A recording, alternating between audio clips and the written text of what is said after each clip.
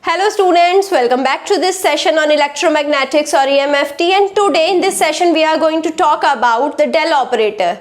What is del operator? What is the significance of del operator?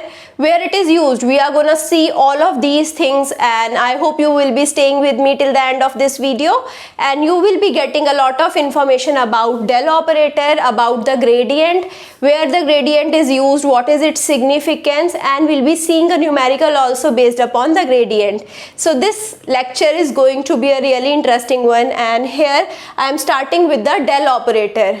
But first of all, before starting this lecture, I want to tell you that if you have still not watched the previous videos, I recommend you strongly to watch the previous videos first, because I will be using the coordinate system here, I will be using the differential elements here. Okay, so what is del operator? Del operator is basically represented by a symbol. So this is the symbol of del operator. It is a vector quantity. So now here it is represented like this? No, generally it is represented with this symbol only. Okay, so I hope you have seen my previous video on the Cartesian coordinate system.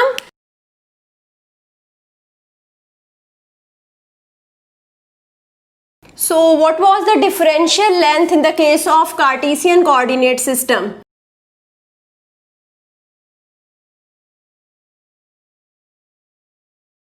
Okay, so the differential length was equal to dx ax plus dy ay plus dz az. What is ax? Ax is the unit vector along x direction, ay is the unit vector along y direction, and similarly az is the unit vector along z direction. So now I know what is dl. So with the help of this dl, I can find out what is the del operator for Cartesian coordinate system. So del operator for Cartesian coordinate system is given as del upon del x ax cap plus del upon del y ay cap plus del upon del z az cap. So now what is the significance of differential length in this? I will be telling you really soon. So now after that we have studied about cylindrical coordinate system.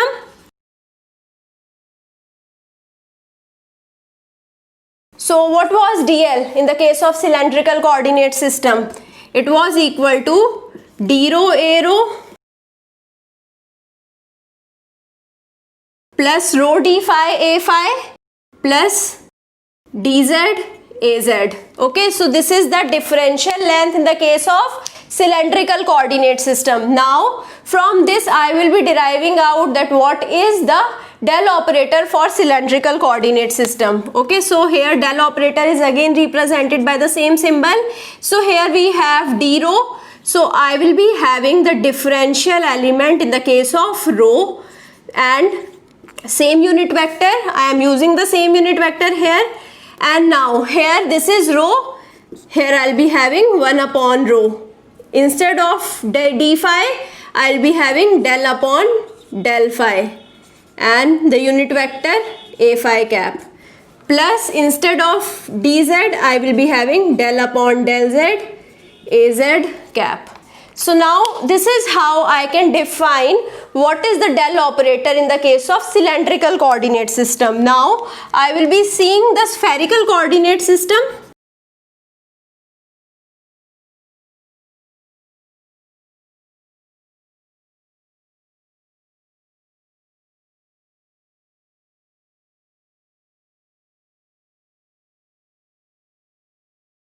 So this is the differential length in the case of spherical coordinate system. It is dr ar cap plus r d theta a theta cap plus r sin theta d phi a phi cap. Okay, so now if I have to put the del operator in the case of spherical coordinate system, what it will be? So del will be equal to, here we have dr, so instead of dr I'll be putting del upon del r ar cap. Okay, so here we have r, so instead of r I'll be putting 1 upon r, instead of d theta I'll be putting del upon del theta a theta cap, plus here we have r sin theta, so I'll be taking 1 upon r sin theta. So d phi, instead of d phi I'll be having del upon del phi A phi cap. So this is the del operator in the case of Cartesian coordinate system, spherical coordinate system and the cylindrical coordinate system. I hope there is no confusion. What is the del operator? Del operator is actually, it's a differential operator. So it is giving me actually the slope. So it's giving me the rate of change. So here if I am applying the del operator upon any scalar, so it will be giving me a vector quantity. So if I say del of V will be giving me in the Cartesian coordinate system, it is giving me del V by del X Ax cap plus del V by del Y Az cap plus del V by del Z Az cap. Sorry, here we have Ay cap. Okay, so this is del V. So here V was a scalar quantity. When I applied del operator on V, it became a vector quantity. So del is an operator which is converting a scalar quantity into a vector quantity. Actually, this is called the gradient. So we'll be seeing various type of usage of del operator. Okay, so first use is, as I said, it is used to find out the gradient and it is given as del of V directly. If I have any field V or any number V is a scalar quantity and if I apply del upon it, it will be giving me the gradient simply. Now the second use of del operator is, it is giving me divergence. Okay, so what is divergence? Divergence is actually del dot V. So this is basically the divergence. Now the third operation is curl. So curl is actually del cross V. Okay, now here the fourth operation is Laplacian. It is del square V. So now here in all of these four cases, del operator is used and in this video we'll be focusing toward the gradient. So we'll be seeing the gradient operation of the del operator. Okay, so don't get confused whenever there is del and gradient. Both are different. Del is just an operator. It can be used in any form and gradient is the one of the usage of del operator. And why gradient is used? Gradient is actually used to find out the maximum rate of change in any field. Okay, so if I have V and I have to find out the maximum rate of change in V or the direction in which V is changing maximum, I will be using the gradient operator. Okay, so this thing should be clear. Now we'll be seeing the gradient.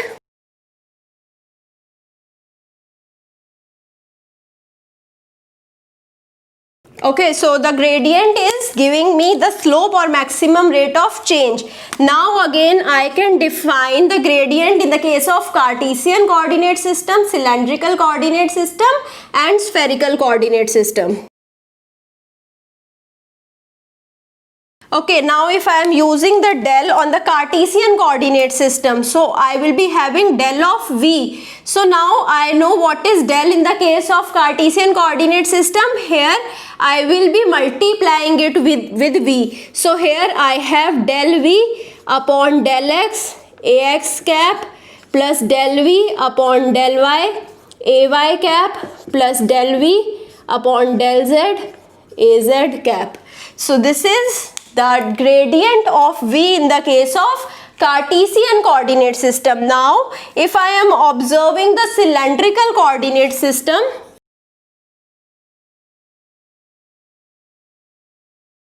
in the cylindrical coordinate system, again I know what is the del operator. So here I will be putting del V upon del rho A rho cap plus 1 upon rho del V upon del phi A phi cap plus del V upon del Z Az cap. So this is the gradient in the case of cylindrical coordinate system, the gradient of V. Okay, so now here we have spherical coordinate system. And in the case of spherical coordinate system, if I have to find out the gradient of V, it is given as del V upon del R AR cap plus 1 upon R del V upon del theta A theta cap plus 1 upon R sin theta del V upon del phi A phi cap. So this is basically the gradient in the case of spherical coordinate system. Now we'll be seeing the various properties of the gradient.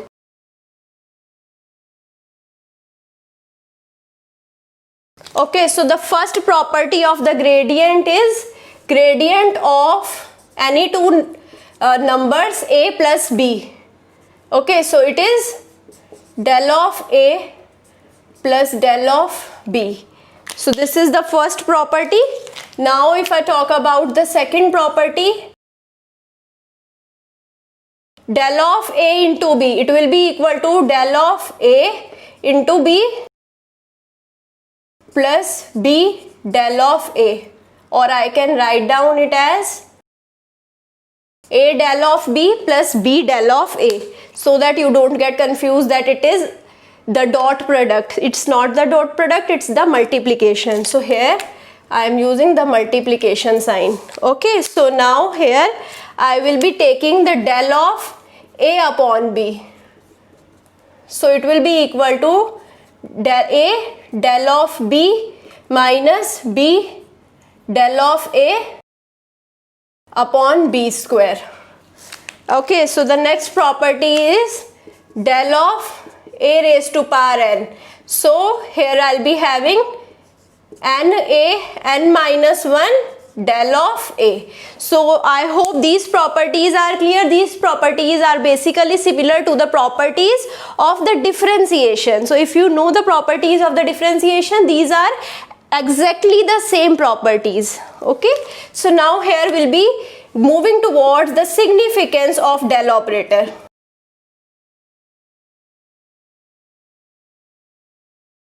Now actually we have to find out what are the significance of gradient. So if I have the gradient of any field V, it represents the maximum rate of change of the field V. So I have already told you it gives me the magnitude of the maximum rate of change of V. So gradient is giving me the maximum rate of change of V. Okay.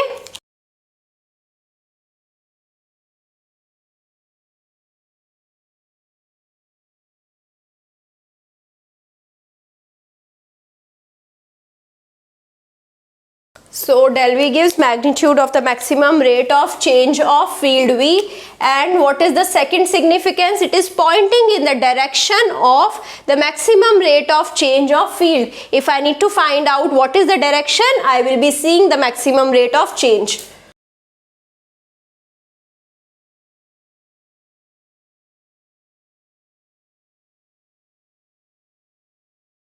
Okay, so del V gives the direction of maximum rate of change of V. And the third significance is that if V is constant at any point, so del V will be at the perpendicular direction to that point. So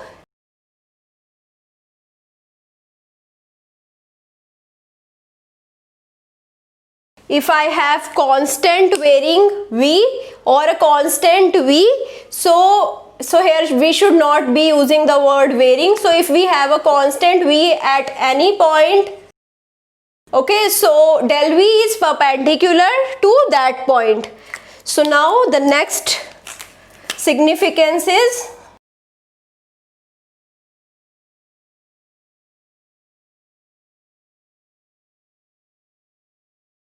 so if we have any unit vector a cap, so a cap is any unit vector. So I have a new term which is directional derivative. Okay, so del V dot a cap represents the directional derivative to this unit vector. So I have any unit vector. If I find out del V dot a, it will give me the directional derivative of V in the a direction. Okay, so we'll be finding out the projection of del V in a direction. It is giving me the projection of del V in a direction.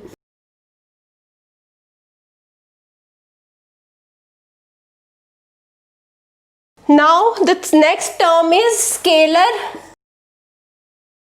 potential.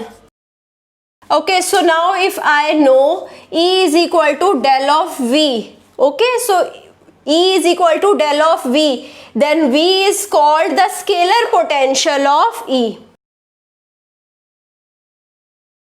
Okay, why V is called the scalar potential? Because V can be any scalar number, and whenever we have V to be scalar, this del of V will be giving me a vector at the output. So E is a vector, V is a scalar. So V represents the scalar potential of E vector. So now we'll be taking a question. So now let's suppose our V is x, y, z, and I need to find out gradient at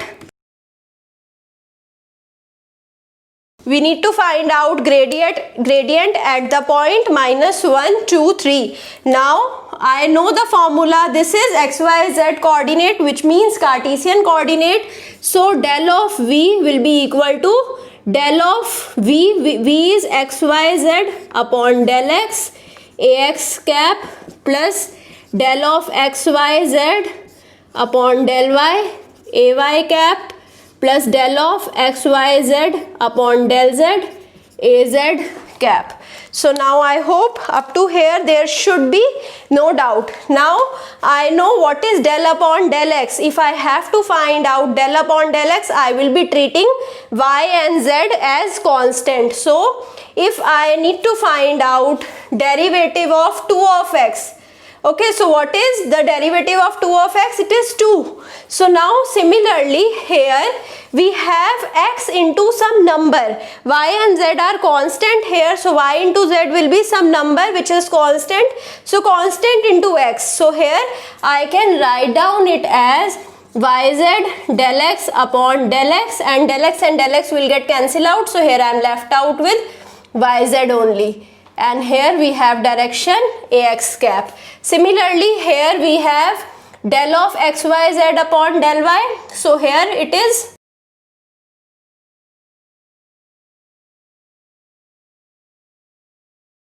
xz up ay cap plus here we'll be having xy az cap. Now what is the point? I will be putting the values of the point and I will be finding out del of v at the given point. So what is y? Y is 2. What is z? Z is 3. 3 into 2 is 6 ax cap plus here we have x. X is -1.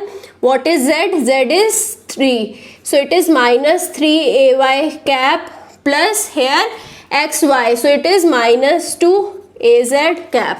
So now I can represent it as 6 ax cap minus 3 ay cap minus 2 az cap. So now I hope the gradient and the del operator is clear. If you still have any doubt, I hope you will be putting the doubt in the comment and I will try to resolve this doubt as soon as possible. I hope you like this video.